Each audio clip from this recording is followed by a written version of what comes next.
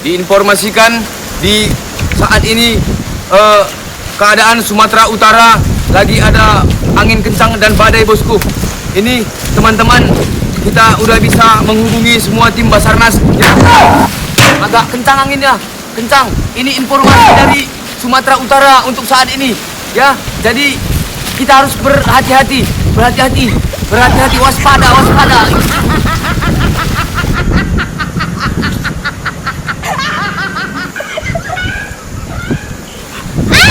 Waspada.